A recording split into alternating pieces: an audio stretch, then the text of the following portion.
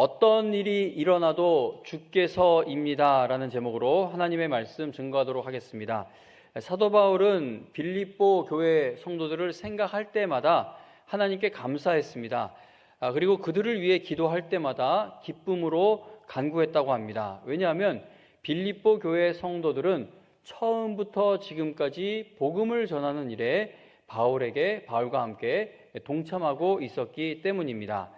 그런데 바울은 변질되지 않는 신앙으로 꾸준하게 복음을 전하는 일에 동참하고 있던 빌립보 교회 성도들을 보면서 그들이 끝까지 하나님께 쓰임받는 성도들이 될 것의 근거를 성도들의 결심이나 열심이 아니라 하나님께 두고 있었습니다. 그러니까 바울이 이 빌립보 교회를 얼마나 귀하게 여겼으면, 이 교회가 얼마나 정말 믿음의 교회였으면 이 사람들을 생각할 때마다 하나님께 감사할 마음이 일었고, 또 이 사람들을 위해 기도할 때마다 기쁨으로 간구할 수 있었다고 하니 칭찬할 것이 많았던 교회이죠. 그런데도 바울은 내가 보니까 너네들 모습을 보니까 너희들 모습을 근거로 해서 하나님이 끝까지 이루어 주실 거야, 그 확신을 가진 것이 아니라, 그들의 결심이 아니라 하나님께 근거를 두고 하나님께서 이 백성들을 끝까지 성도들을 사용해 주실 것을 확신했다는 겁니다. 그래서 오늘 본문인 빌립보서 1장 6절에 보면 너희 안에서 착한 일을 시작하신 이가 그리스도 예수의 날까지 이루실 줄을 우리는 확신하노라 라고 바울은 고백합니다. 바울은 빌립보 교회 성도들이 복음을 위한 일에 참여할 수 있도록 역사해 주신 하나님께서 그들이 끝까지 그 사명을 감당하는 교회와 성도가 되도록 반드시 인도해 주실 것을 확신한 것입니다.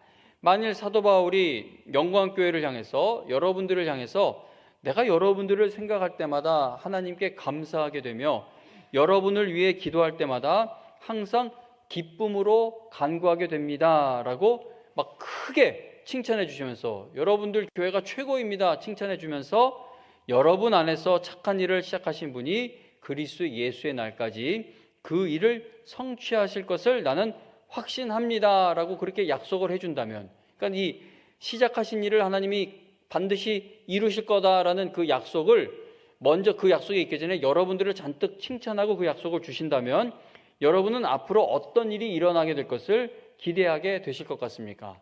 내가 칭찬받을 만한 신앙의 모습을 보였더니 하나님이 시작하신 일을 하나님이 끝까지 이루어 주신다는 약속을 받았구나. 그 약속을 그런 과정 속에서 이런 순서로 받게 된다면 여러분들은 앞으로 어떤 일이 일어나게 될 것을 기대하시겠습니까?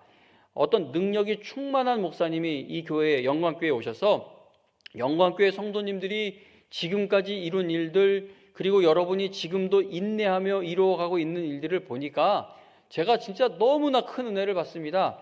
하나님께서 앞으로 반드시 여러분에게 큰 복을 주실 줄로 믿습니다 라고 축복을 해준다면 여러분은 어떤 기대를 하게 되실 것 같습니까? 이런 기대를 하지 않을까요? 우리가 칭찬받을 만한 일을 했더니 그게 우리 사도 바울께 기쁨이 되고 감격이 되고 감사가 돼서 하나님이 시작하신 일을 끝까지 이루어 주신다라고 이렇게 칭찬해 주시는 거 보니까 지금까지 당하고 있던 어려움이 앞으로 다 해결될 것이고 모든 일들이 하나 둘씩 풀려서 결국 다 잘 되는 날이 오게 되겠구나라고 기대하게 되는 분들이 많지 않겠습니까? 저도 이런 축복의 말씀을 듣는다면 이 영광교회의 어려움이 해결될 날이 금방 오겠구나, 곧 오겠구나라는 소망을 가지며 힘을 내게 될 것입니다. 하나님의 말씀의 은혜를 받아서 하나님이 나와 함께 하신다는 사실이 믿어지기 시작하면요, 생각과 마음이 긍정적인 마음, 희망의 마음으로 바뀌게 됩니다. 그래서 이 예배가 정말 우리에게 꼭 필요한 것은 믿음으로 살아가는 것에 있어서 막 낙심이 되었다가도 예배 시간에 은혜 받으면 다시 부정적이던 마음이 긍정적인 마음이 되고, 또 소망이 없던 마음에 소망을 품는 믿음으로 회복되는 역사가 일어납니다. 하나님께서 함께 하심을 붙잡게 되면 지금의 절망적인 일들도 하나님께서 해결해 주실 수 있다는 믿음을 가지고 다시 한번 힘을 내서 일어설 수 있게 된다는 것이죠. 그러나 우리의 삶을 들여다보면, 그러니까 우리가 이런 은혜를 받으며 살아가고 있지만, 근데 우리의 삶을 들여다보면 하나님께서 분명하게 이루어 주신 일들이 있음과 동시에 여전히 해결되지 못하고 있는 일들이 나에게 너무나도 큰 어려움을 줍니다. 제가 축농증 난 거는 뭐 여러 차례 간증을 했는데, 근데 이거 한 번에 고쳐주신 하나님이 다한증은 왜 안 고쳐주시는지 모르겠어요. 지금 보이시나 모르겠는데 땀이 그냥 이렇게 줄줄 흐르고 있어서 이거는 자신감이 없어요. 그 목사가 악수를 다 해야 되는데 이게 마음이 굉장히 위축이 됩니다. 아, 괜찮아요 목사님, 그러고 잡았다가 움찔해요. 찝찝하니까.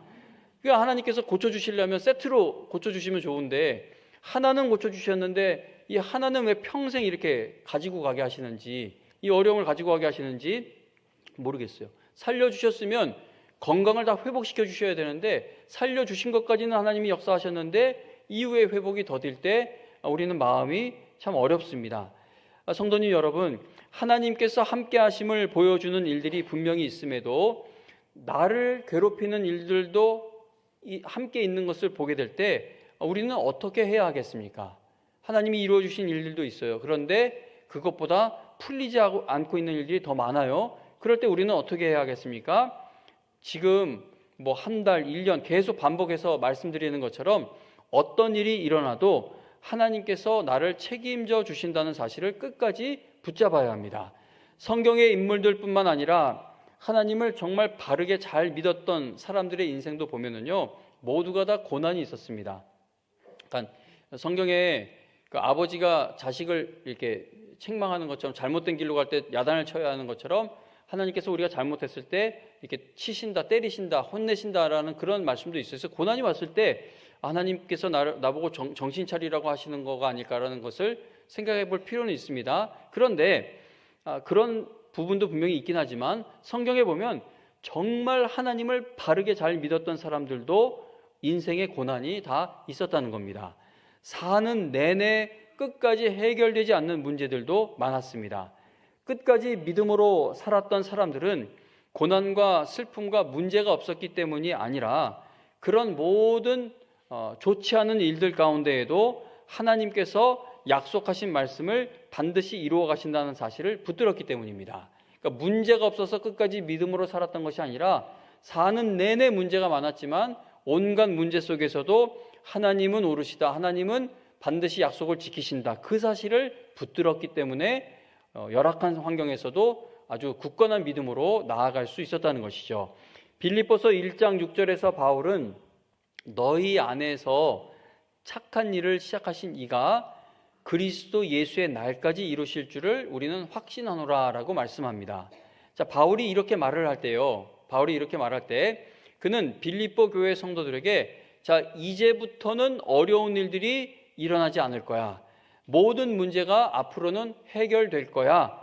이것을 확신한 것이 아닙니다. 바울은 어떤 어려움이 계속되어도 주께서 반드시 이루실 일들을 확신하며 고백을 한 것이지, 교회와 성도에게 어려움 자체가 없어질 것을 확신하며 이러한 고백을 했던 것은 아니라는 겁니다.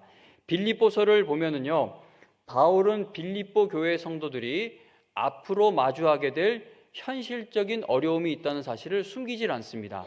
뭐 제가 이렇게 본문을 찾아보진 않겠지만 대략 이런 말씀들이 있어요. 복음으로 인해서 대적과의 싸움이 있는 것, 어그러진 세대 속에서 믿음을 지키며 살아가야 하는 세상의 압력이 있는 것, 교회 공동체 안에서도 갈등과 마음의 염려가 생길 수 있는 일들, 이러한 사실들에 대해 바울은 다 말해줍니다.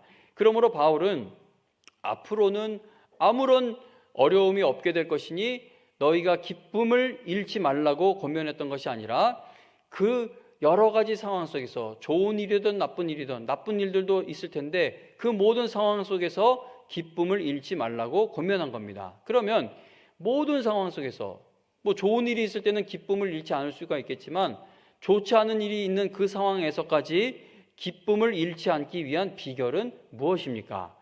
어떤 상황에서도 기뻐하는 신앙이 되는 비결은 바로 어떤 상황에서도 내가 주님 안에 있다는 사실을 붙드는 것입니다. 즉 어떤 일이 일어나도 하나님은 반드시 나를 인도하신다는 사실을 믿는 것이죠. 빌립보서를 읽어보면은 바울에게는 기쁨이 넘칩니다. 그런데 바울이 이 편지를 로마에 투옥되었을 때 썼습니다. 빌립보서는 바울의 옥중 서신이라고 알려진 그 서신서들 중에 하나죠. 우리는 내가 꼭 하고자 하는 일들이 크게 방해받으면요, 아주 낙심하게 됩니다. 그러니까 어려운 일이 온다고 무조건 낙심하는 건 아닌 것 같아요. 제가 생각할 때는 어려운 일이 와도 내가 목표하고 있는 데까지 한 걸음 한 걸음 옮겨갈 수가 있으면 그래도 갈만합니다. 그런데 그 어려운 일이 길을 완전히 끊어놓는 어려움이 되면은 아주 낙심이 되고 낭망하게 되죠. 바울을 생각해 보시면 바울은 어떤 사역을 하던 분입니까? 장거리 여행을 하면서 복음을 전하고 교회를 세우고 말씀을 가르치는 그런 선교사였습니다.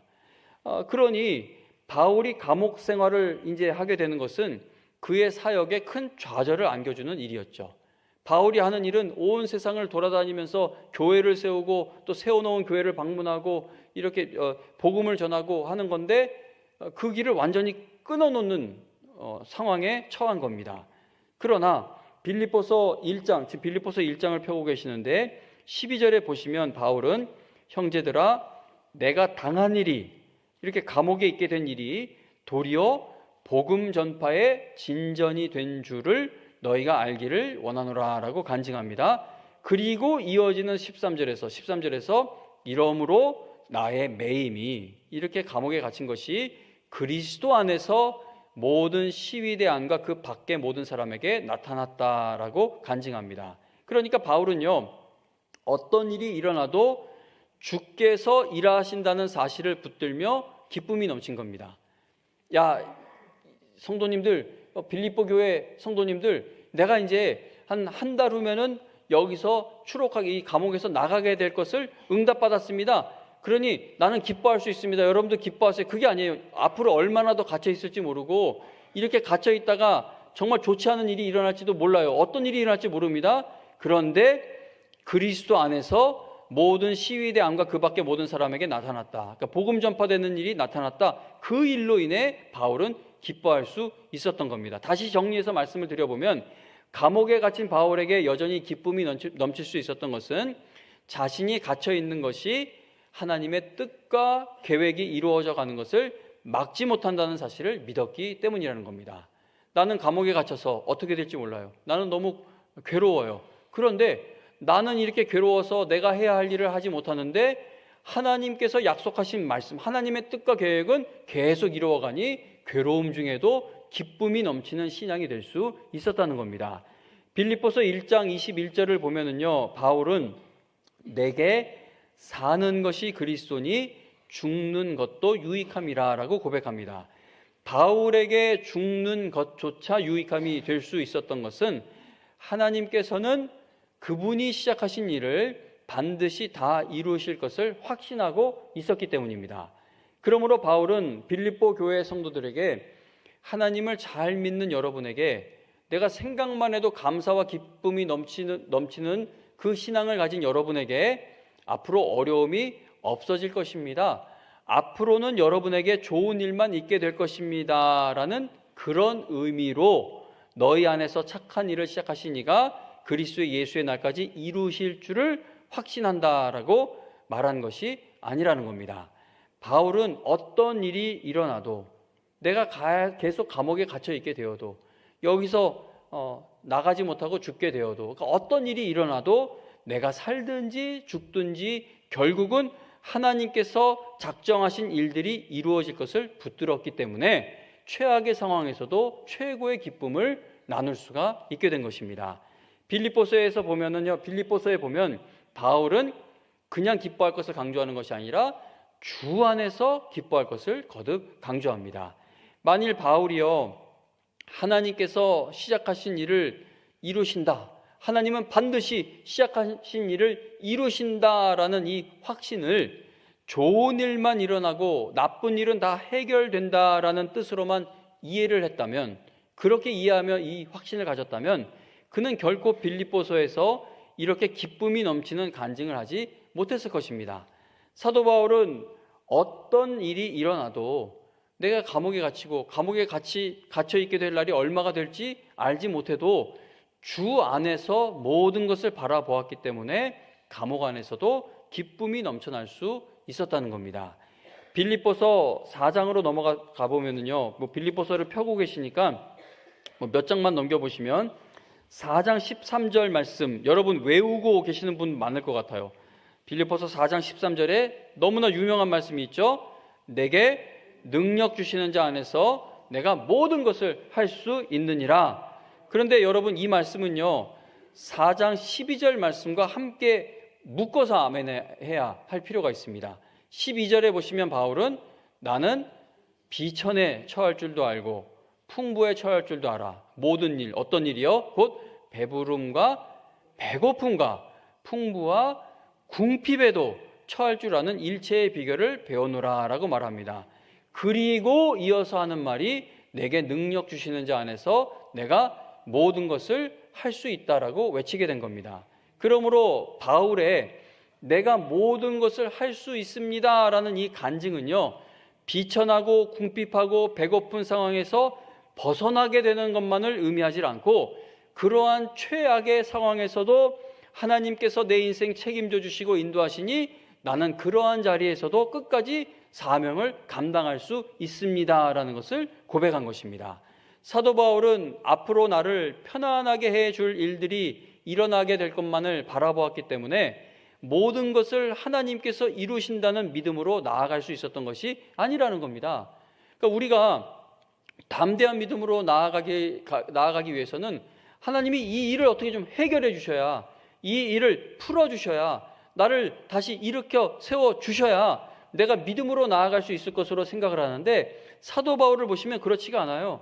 그런 일이 일어나지 않아도, 나는 감옥에 있고 나는 매였고 내가 더 이상 나갈 수 없게 되어도 그래도 하나님은 모든 것을 이루어 가실 것이다 라는 믿음이 있었기 때문에 정말 갇힌 자리에서도 최고의 기쁨, 나만 기쁜 것이 아니라 너희들도, 여러분도 기뻐하라고 권면할 수 있었던 겁니다. 바울은 내가 죽게 되는 일이 일어나더라도 모든 것을 하나님은 이루실 것이다 라는 그 믿음을 가지고 나아갔다는 겁니다. 우리는 예수님을 내가 잘 믿어왔는데 나에게 왜 이런 고난이 찾아오느냐고 깊이 실망하며 나를 괴롭히는 그 상황으로 인해 하나님은 나에게 응답해 주시지 않고 있고 하나님은 나에게 복을 주지 않는다고 낙심에 빠지게 될 때가 많습니다. 성도님 여러분, 한번 사도들의 인생, 삶을 생각해 보시기 바랍니다.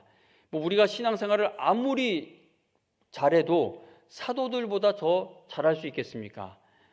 신약의 교회를 세운 사도들은 우리보다 훨씬 높은 차원의 믿음의 사람들이었고 정말 흔들리지 않는 그런 하나님을 바라보는 믿음을 갖고 있던 사람들이었지만, 여러분 아시는 것처럼 신약의 교회를 세운 사도들의 삶에는 말할 수 없는 고난이 함께했습니다. 그들이 당한 고난은 끝까지 해결되지가 않았고요, 사도 요한을 제외하고는 모두 순교했어요.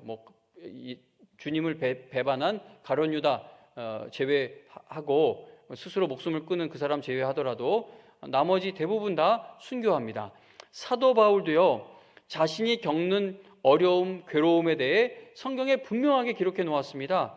몇 군데만 그냥 빠르게 말씀을 드려보자면, 바울은 자신이요, 힘에 겹도록 심한 고난을 당해서 살 소망까지 끊어질 정도의 환난 당했던 것을 말해줍니다. 바울은 밖으로는 다툼이 있었고 안에는 두려움이 있었을 정도로 사방으로 환난을 당했던 일도 말해줍니다. 고린도후서 2장 4절에 보면은요, 사도 바울은 고린도 교회 성도들에게 나는 큰 환난과 마음의 고통으로 인해 많은 눈물로 여러분에게 이 편지를 썼다는 사실을 고백을 합니다. 얼마나 힘든 일이 많았으면 설교자였으면 이렇게 얘기하는 거나, 정말 너무 많은 고통과 환난 중에 있어서 여러분에게 이 설교를 정말 눈물로 전합니다. 그런 마음을 표현한 거예요. 로마서 9장 1절에서도 바울은 자신에게 큰 근심이 있는 것과 마음에 그치지 않는 고통이 있는 것에 대해서 말해줍니다.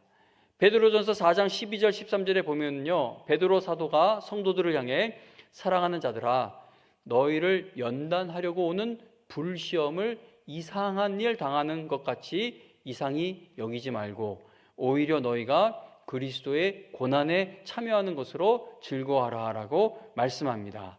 사도들은 하나님을 바르게 믿고 뜨겁게 믿는 교회와 성도들도 이 땅에서 사는 동안 억울한 일, 끝까지 고통을 당하는 일들을 만날 수 있다는 사실을 숨기지를 않고 있다는 것이죠.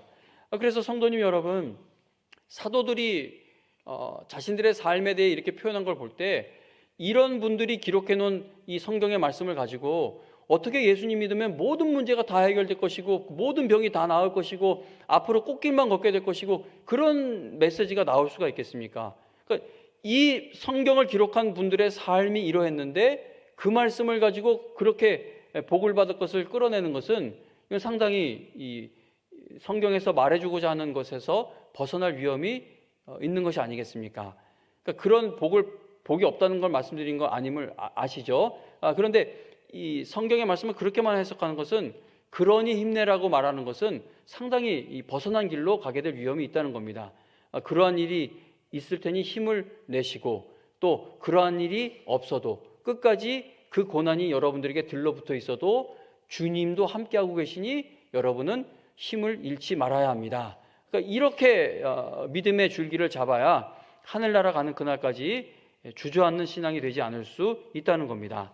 사도들이 하나님을 잘 믿는 사람들도 고난과 고통을 당하는 괴로운 시절을 보낼 수 있다는 사실을 숨기지 않고 알려주는 이유는 그러한 일들이 있어도 어떤 고난도 결코 하나님이 이루어 가시는 일을 멈출 수 없다는 사실을 우리가 붙들게 하기 위해서인 겁니다. 대부분의 사도들이 얼마나 비참한 죽음을 당했는지 생각해 보세요. 사도들이 어떻게 순교했는지는 성경에 자세히 나와 있지 않지만 초대교회에서 내려오는 전승 또 교부들이 기록해 놓은 그 역사적 기록들을 통해서 전해 내려오는 이야기들이 있습니다. 뭐 정확한 연도, 세부 정황은 좀 문헌마다 다르게 전해지기도 하지만 어쨌든 사도들이 어떻게 순교했는지 이렇게 내려오는 이야기들이 있습니다. 예를 들어 베드로의 순교에 대해서는 초대교회 전승에 따르면 이러한 이야기로 전해집니다. 네로 황제의 기독교 박해가 이제 극에 달한 주 67년 베드로는 로마에서 순교했다라고 전해지는데 베드로가 십자가에 달려 죽었다는 것은 이제 모든 기록에서 일치하고 있습니다. 교부 오리겐에 의하면 베드로는 자신이 예수님과 똑같은 방법으로 어떻게 내가 감히 예수님과 똑같은 방법으로 죽을 수 있냐라고 하면서 머리를 아래로 하여 그러니까 거꾸로 십자가에 달리겠다고 요청해서 그렇게 순교했다고 합니다.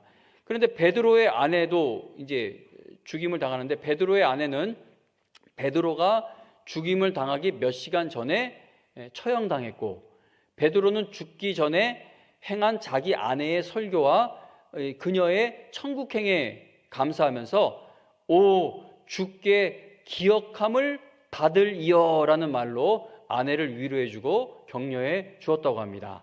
사도 안드레는 주 69년에 순교한 것으로 전해지는데 그는 3일 동안이나 십자가에 매달려 있었다고 합니다. 그가 받은 고통은 엄청난 것이었지만 그런데도 안드레는 쉬지 않고 주변에 있는 사람들에게 예수 그리스도의 사랑을 전했다고 합니다. 안드레가 마지막으로 남긴 말은 이렇습니다. 오 그리스도 예수여 나를 받으소서. 나는 당신을 보았고 당신을 사랑했고 당신 안에서 비로소 나 자신을 찾을 수 있었습니다. 주여 당신의 영원한 왕국으로 내 영혼을 평안히 인도하소서. 성도님 여러분, 하나님을 평생을 바르게 믿었고 하나님을 뜨겁게 섬기고 있어도 내 인생에서 고통을 주는 문제가 다 해결되는 기적이 일어나지 않는 경우가 많다는 것이죠. 사도 바울도 죽은 자도 살릴 정도의 능력의 사도였지만 그도 결국은 마지막에 순교하게 됩니다. 하나님의 마음에 합한 사람이라고 놀라운 인정을 받았던 다윗을 한번 생각해 보시기 바랍니다. 다윗은 여러분 아시는 것처럼 어렸을 때부터 늙어 죽을 때까지 하나님께서 나와 함께 하신다는 사실을 확신했던 사람이고 하나님께서는 내 원수도 갚아주실 것이며 또 나에게 약속하신 말씀을 반드시 다 이루어 주신다는 그 확신이 가득했던 사람이 다윗입니다. 다윗의 인생을 살펴보고 그가 지은 시편의 말씀들을 보면은요, 그의 인생에는 하나님을 확실하게 체험한 놀라운 간증들이 가득했습니다. 그러나 다윗의 삶을 통틀어 모세나 엘리야와 같은 인물들에게 나타났던 어떤 기적, 그러니까 초자연적인 기적은 한 차례도 일어나지 않았습니다. 그는 일평생 하나님과 동행하는 삶을 살았지만 그의 삶 가운데에는요, 홍해가 갈라진다거나 하늘에서 불이 떨어지는 것과 같은 그런 기적은 한 번도 일어나지 않았다는 겁니다. 그러나 다윗은 어떤 일이 일어나도, 심지어 사망의 음침한 골짜기로 다닐 때에도 주께서 나와 함께 하신다는 그 사실만 붙들고 끝까지 믿음으로 나아갈 수 있었다는 겁니다. 마음에 큰 분노가 일어날 때에도, 너무나도 억울한 일을 당해서 밤낮 아침 저녁으로 침대가 젖을 정도로 울어야 할 때에도, 돌이킬 수 없는 죄를 지었을 때에도, 인생에서 일어나는 모든 고통스러운 일 가운데에서 다윗은 주께서라는 신앙으로 끝까지 믿음의 길을 걸어갈 수 있었다는 겁니다. 그러므로 기적이 일어나지 않는다고 너무 낙심하지 마시기 바랍니다. 뭐 아브라함을 봐도 아브라함도 진짜 보면은 정말 존경스러운 게, 우리처럼 성경책에 있는 것도 아니고 하나님이 계속 새로운 말씀을 주신 것도 아니고, 똑같은 말씀 한번 주저앉으면 와서 그거 좀 보충해서 그 말씀을 주고, 그거 나타나시는 그 기간도 띄엄띄엄 나타나시지 않습니까? 그러니까 이 성경의 인물들이 어떤 큰 기적이 일어났기 때문에 그들 앞에 놓인 경주를 믿음으로 완주할 수 있었던 것이 아니라는 겁니다. 그래서 성도님 여러분, 하나님, 지금 내가 겪는 이 어려움이 최소한 이렇게 뒤집어지는 어떤 기적이 나타나야 내가 더 믿음으로 살 수 있고 간증할 수 있고 하나님은 살아계시다는 것을 증명해 보일 수 있지 않겠습니까? 그것도 귀한 믿음이긴 하지만, 그러나 하나님, 그렇게 하지 아니하실지라도 나는 주님이 나와 함께 하심을 믿습니다. 거기까지 나아가야 끝까지 풀무불이 앞에 놓여 있어도 들어가고 사자굴이 앞에 놓여 있어도 날마다 기도하고 하나님을 배신하지 않는, 배반하지 않는 신앙으로 갈 수가 있다는 겁니다. 여러분, 조금 듣기 싫은 표현 하나만 언급을 하겠는데, 세상에서 정말 거친 표현으로 개죽음이라는 말이 있어요. 이거는 뭐 강대상에서 이렇게 꺼낼 단어가 아니지만, 근데 부득이하게 이 단어를 꺼냅니다. 세상에서 아주 거친 표현으로 개죽음 당했다라는 그런 말이 있습니다. 성도는요, 어떤 사건, 어떤 사고, 어떤 질병, 어떤 피해 속에서 죽음을 맞이한다 해도 그 죽음이 결코 개죽음이 될 수 없습니다. 왜냐하면 그 죽음이 인생의 결말이 아니라 하나님께서 예비해 놓으신 영원한 결말로 가는 과정에 불과하기 때문입니다. 근데 성도님 여러분, 우리는요, 고통 없이 소천하는 모습을 보면은 많은 경우 하나님이 저 장로님, 저 목사님, 저 권사님, 저 집사님은 정말 사랑하시나 보다, 저렇게, 그거가 틀린 표현이라는 것이 아니라 하나님이 저분을 돌아가시는 모습을 보면서 저분을 정말 사랑하시나 보다라는 그 표현은요, 중환자실에서 온갖 최고로 센 진통제를 투여해도 진통이 가라앉지 않고 그렇게 마지막 호흡을 거두는 성도를 보면서도 하나님은 저분을 정말 사랑하시나 보다, 저렇게 처참한 모습으로 육신이 쇠해져도 여전히 그의 영혼을 나의 딸, 나의 아들로 받아주시니, 거기까지 가야 되는데 우리는 늘 눈에 보이는 것으로 믿음 생활을 하려고 하고 눈에 보이는 것으로 하나님을 붙잡으려고 하니까 세상 사람들하고 똑같이 흔들려요. 세상 사람들하고 똑같이 의사가 어떤 말을 하냐에 따라 믿음이 떨어졌다 올라갔다 하기도 하고, 세상 사람들하고 똑같이 통장을 바라보면서 믿음이 올라갔다 내려갔다 하기도 하고, 세상 사람들하고 똑같이 내 자녀가 얼마나 자랑할 것이 맞느냐에 따라서 하나님을 찬양하기도 하고 하나님을 원망하기도 하고, 성도님 여러분, 이 세상에서 겪는 모든 일들에 대해 다 의미가 있다라고 말할 수 있는 것은 모든 일들이 하나님께서 합력하여 선을 이루어 가시는 그 과정 안에 있기 때문입니다. 즉, 여러분이 겪는 모든 일들이 다 주님께서 반드시 인도해 주실 그곳을 향해 가는 과정에 있기 때문에 아무리 눈물 나는 일을 겪어도 그것 또한 의미가 있는 일로, 하나님이 사용하시는 재료로 될 수가 있다는 겁니다. 자, 그러면 여기서 좀 떠오를 수 있는 질문은, 그러면 하나님께서 그 비극을 일으키신 것이냐라고 질문을 할 수가 있겠죠. 그런데 그 비극은, 그 참사는 하나님이 일으키신 것이 아닙니다. 이 세상이 죄로 물들어 있어서 일어나는 일들인 것이죠. 그러면 하나님이 주권으로 다스려 하나님의 허락 아래에서 이런 모든 일이 일어난다고 하는데 그런 일이 왜 일어났습니까? 나한테 왜 그런 일이 일어났습니까? 모르죠. 우리는 왜 비극적인 일들, 이 고통이 가득한지 설명이 되지 않아요. 물론 이 죄로 인해서 모든 고통과 이 처참한 일들이 세상에 들어왔다고는 얘기를 할 수 있지만, 근데 왜 내가 그 일을 당해야 되느냐? 그거는 설명이 매우 어렵습니다. 욥을 생각해 보시기 바랍니다. 욥은 자신이 왜 그런 일을 당했는지 몰랐습니다. 그 사람이 그걸 다 알고 믿음이 회복된 것이 아니죠. 몰랐어요. 끝까지 몰라요. 그러나 욥기에서 분명하게 보여주는 것은 욥이 왜 그렇게 고난을 당했고, 욥이 친구들 3명 친구들에게 이렇게 말싸움하느라 나름대로 계속 항변했던 하나님을 향한 많은 질문들, 그거 하나도 대답이 되어 있지는 않지만, 그런데 그러한 욥기에서 분명하게 하나 보여주고 있는 것은 하나님께서 한번 정해놓으신 결말은 사탄이 절대 뒤집지 못한다는 겁니다. 온갖 짓을 다 저질러도 하나님이 이루실 일을 사탄이, 세상이 결코 뒤집지 못한다는 것이죠. 그러므로 여러분과 제가 붙들어야 하는 것은 내 인생은 주님께서 인도하신다. 나는 견디기 힘들고 나는 포기하고 싶은 마음이 들지만 하나님이 나를 포기하지 않으실 것이니 내 인생은 하나님이 책임져 주시는 인생이 될 것이다.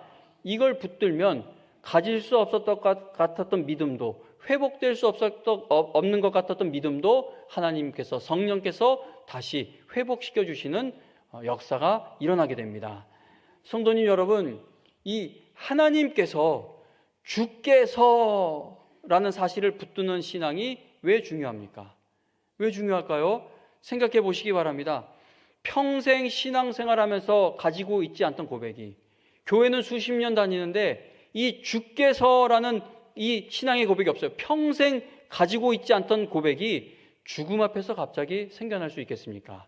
평생 해본 적이 없던 간증이, 평생 붙들어 본 적이 없던 믿음의 확신이 죽음 앞에서 어떻게 갑자기 생겨날 수 있겠느냐는 겁니다.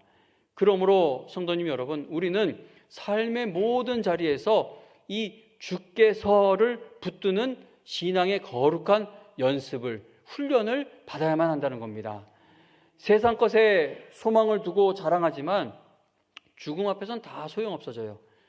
사도 바울이 예수님 믿기 전까지는 유익했던 것들을 다 배설물로 여겼다라고 고백한 것처럼, 뭐가 됐던, 뭐를 의지하고 있던, 무엇이 여러분들에게 평안함을 주고 이 자신감을 주던, 심판주 되시는 주님 앞에 서는 날에는 다 힘을 잃게 될 것들입니다. 그것들이 여러분들의 믿음을 지켜주지 못해요. 우리가 갖는 두려움, 근심, 걱정은 무엇입니까? 기도를 하면서도 내 안에 남는 두려움은 무엇입니까? 이렇게 기도했는데, 이게 내 간절한 소원인데 이 소원의 결말, 이 소원의 끝이 내가 바라는 결론이 아니면 어떡하나, 그게 너무나 두려워요. 저도 그렇죠. 이렇게 설교를 하지만 이 교회 재정을 보고하다가 문득 하나님 앞에 더 간절하게 기도해. 하나님, 목회하는 동안 이 재정의 짓눌림을 저에게 주시는 거는 뭐 제가 감당하고 간다고 하지만, 저 은퇴는 이거 다 갚아놓고 은퇴할 수 있게 해주세요. 제가 은퇴하고 나서도 뭐 영광교회 계속 있을지 뭐 떠나야 할지 모르지만, 근데 이 교회가 내가 은퇴하고 나서도 그 빚에 이렇게 눌려있는 걸 본다면 저는 사는 내내 너무 힘들 것 같아요. 하나님, 끝나기 전에 이거를 좀 해결해 주세요라고 기도를 하는데, 현실을 보면 그렇게 안 될 것 같을 때 이게 막 머리가 보통 복잡해지고 마음이 보통 아픈 게 아닙니다. 이게 불신앙인 것이죠. 그렇게 기도했고 하나님이 말씀을 통해 은혜를 주시고 기도의 자리에 엎드릴 때 내가 너와 함께 한다라는 어떤 확신을 주시면은 이 안 될 것 같은 결말도 다 하나님이 책임져 주십니다라고 맡겨버리고 하나님이 나에게 허락하신 그 하루하루를 믿음으로 살아가면 된다는 겁니다. 근데 그 믿음은요, 주께서라는 사실을 붙들 때에 얻어질 수 있는 믿음이라는 것이죠. 성도는요, 가장 아픔을 겪는 자리에서도 나는 갈 길 모르지만, 나는 어찌할 바를 모르지만 주님은 나와 함께 하신다는 그 사실을 내가 하나님 붙들겠습니다. 나는 이 일의 끝을 알지 못하지만, 내가 원하고 바라는 대로 될지 안 될지 모르지만 하나님이 나를 통해서 이루시고자 하는 그 결말은 반드시 오게 될 줄로 믿습니다. 하나님, 내가 믿지도 못하면서 믿는다고 고백하는 이 믿음이 정말 내 마음의 중심이 될 수 있도록 역사해 주셔야 합니다라는 이 믿음으로 우리가 설 수 있어야 한다는 겁니다. 즉 어떤 일이 일어나도 주께서를 붙들어야 가장 극심한 고난의 자리에서도 최고의 믿음으로 일어서는 교회와 성도가 될 수 있다는 것이죠. 앞서 말씀드린 사도들이 당한 일들을 생각해 보세요. 아무리 예수님 잘 믿어도요, 신약 시대의 교회를 세웠던 사람들이 하더라도요, 이 주께서라는 신앙에는 고난이 없다는 뜻이 될 수가 없습니다. 고난이 있어요. 다시 말하면 고난 중에 있는 것이 주님께서 여러분을 버리신 것을 뜻하지는 않는다는 겁니다. 불안해하지 마시고 두려워하지 마시기 바랍니다. 이거 아무리 봐도 내 죽을 때까지 목사님 해결 안 될 것 같은데요, 근데 죽은 후에도 이게 해결이 될까요 말까요? 그거는 시간의 주인이신, 역사의 주인이신 하나님께 맡기시고, 하나님이 여러분을 버리셨기 때문에 고난 가운데 있는 것이 아님을 붙드시라는 겁니다. 사도들을 보세요. 다시 말씀드리지만 사도들도 그렇게 끝까지 인생이 그러했는데 그들에게는 기쁨과 감사가 가득했습니다. 왜냐하면 내 인생이 이렇게 끝나도 주께서, 하나님께서는 반드시 그분의 뜻과 계획을 이루실 것이다. 그걸 붙든 겁니다. 성도님 여러분, 두려워하지 마시기 바랍니다. 지금 그 아픔을 생각할 때 자꾸 두려움이 커지는 이유가 무엇이라고요? 그 일이 마치 내 인생을 결론 지을 것 같다는 생각에 사로잡히기 때문입니다. 그 일은 절대 여러분들의 인생을 결론 짓지 못하고 오직 하나님께서 여러분들을 향해 가지고 계신 뜻과 계획만이 마지막 결론으로 나타나게 될 것입니다. 이 땅에서 일어나는 사건이 성도의 인생을 결론 짓는 것이 아니라 주님께서 여러분의 결말을 책임져 주신다는 사실을 깨닫게 해달라고 간구하시며, 그 간구 속에서 말씀을 읽고 듣고 공부하고 예배의 자리에 나오시기를 바랍니다. 이거는 세상의 지식으로, 좋은 머리로, 어떤 재력으로, 권력으로, 인맥으로 깨우쳐질 수 있는 것이 아니라 성령께서 깨우쳐 주셔야지만 가질 수 있는 믿음이죠. 이 어려운 상황에서도 주님께서 나를 책임져 주신다. 이 성경의 말씀에 하나님께서, 여호와께서, 주께서 이 계속 말씀해 주고 계시는 것이 주님이 여러분들을 책임져 주신다고 하는 것인데, 이거를 깨닫는 것은 이것 또한 하나님의 역사하심이 없이는 할 수가 없는 것이니, 이것이 깨달아지기를 위해 우리가 간구하자는 겁니다. 오늘 다시 한번 지난 주일과 같은 결론으로 설교 말씀을 마칩니다. 성경은 처음부터 끝까지 주께서를 말씀합니다. 주님께서 여러분들을 택하여 주셨고, 여러분들을 불러주셨고, 주님께서 구원해 주셨으니 여러분의 일생은 어떤 일이 있어도 주께서라는 이 은혜 아래 있습니다. 성경은 여호와께 맡기라, 그러면 그가 이루어 주시고 인도해 주실 것이다. 내 사랑하는 자들아, 너희가 친히 원수를 갚지 말고 하나님의 진노하심에 맡기라. 원수 갚는 것이 내게 있으니 내가 갚으리라고 주께서 말씀하셨다. 그리고 너희 염려를 다 주께 맡기라. 이는 그가 너희를 돌보시기 때문이다 라고 약속합니다. 주님께서 붙드시고, 주님께서 돌보시고, 주님께서 이루어 주시고, 주님께서 갚으신다고 성경에서 약속하고 있으니 여러분 힘을 내실 수 있길 바랍니다. 내가 이 일 해결되면 힘낼게요. 그러면 평생 힘 못 내요. 평생 그냥 그런, 용서해 주세요, 그따위 믿음으로 살아가다가 그렇게 끝납니다. 천국은 가나요? 천국 뭐 갈 수도 있겠지만 돈 이만큼 가지고 쫄쫄 굶으면서 살면 그거 얼마나 안타까워요. 돈이 없어서 굶으면 없어서 굶나 보다 하지만 풍성하게 가졌는데 정말 초라하게 살면 그것만큼 안타까운 일이 어디 있겠습니까? 성도님 여러분, 하나님 아버지께서 여러분을 사랑하시는 것을 결코 포기하지 않으십니다. 예수님께서 여러분들의 중보자가 되어주시는 것을 결코 멈추지 않으실 겁니다. 성령께서 여러분들을 도와주시며 인도하시는 것을 결코 놓치지 않으실 겁니다. 그러므로 여러분 모두 인생의 어떤 자리에서도, 목사님 남의 일이라고 쉽게 얘기하는 거 아닙니까? 그럴 수도 있어요. 뭐 제 일이 아니니까 제가 어떻게 알겠어요. 그러나 하나님은 아시죠. 십자가를 지신 그분의 모습을 보시기 바랍니다. 아세요. 아는 것, 나보다 내 아픔을 더 잘 아세요. 그러므로 여러분 모두 인생의 어떤 자리에서도 아무리 속상해도 자녀에 대한 걱정이 아무리 깊어도 그 자리에서도 주께서를 끝까지 붙드셔서 하늘나라에 가는 그날까지 하나님의 뜻대로 쓰임받는 하나님의 그냥 자녀가 아니라 하나님의 신실한 자녀들이 다 되시기를 주님의 이름으로 축원합니다.